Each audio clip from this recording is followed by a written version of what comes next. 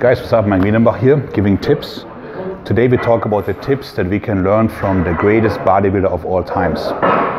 And it's not Arnold, in my opinion. It's Sergio Olivia. Sergio Olivia, his nickname was the Myth. If you look up his photos, you would think somebody morphed the perfect body parts into one body. Like, the guy had a 28-inch waist at 230, his arms were 21 inches, his quads were 29, abs of steel, and his physique was just perfect. So he won the Mr. Olympia 3 times, he was born in Cuba, he fought against Castro and then became a weightlifter, and at age 17 he could clean and snatch 400 pounds. That says a lot, obviously. Then he ran away to America, got his green card, passport, whatever. This was before the wall, obviously. And then became a very successful bodybuilder, won the Olympia 3 times, and I feel he should have beaten Arnold in 72. But the question is, what can we learn from Olivia? Now, always concerned, like, as one guy is just a story, not a study, but there's a couple of things I found. So this is where the high intensity Jedis will lose their shit. He trained with an insanely high volume, like 50, 60 sets per workout, okay?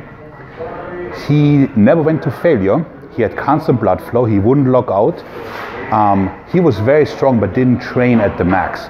So he never trained to failure, which is probably what kept him out of injuries. He trained body parts on consecutive days, and guess what, didn't overtrain. Now granted, he had a freakish ability to recover.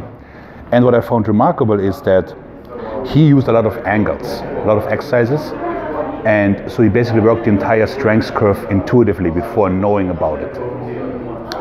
He was also in the eat more, train more boat.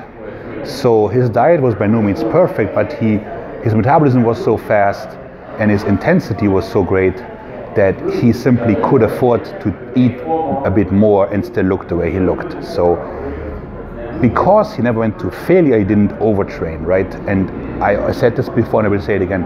Frequency and volume are the key drivers to muscle growth, not intensity. That is simply wrong, and only because somebody says, yeah, but Dorian Yates, that means nothing, okay? I'm sorry. Then, what I also really liked about him, and that's probably like where it all comes together, is he was able to train and do this for so long because he simply liked to train. So if you looked at him, getting older, he still looked fantastic. He had a genuine zest for life. Like, he was outgoing, gregarious, he was funny. I mean, of course, like he escaped like the communist talent, came to America, so he probably had a positive outlook on things. But today I see so much of this beast mode, 10,000 stare, headphones on, 2 middle fingers up to society, skull and bones t-shirt. Everybody relax. Training is fun.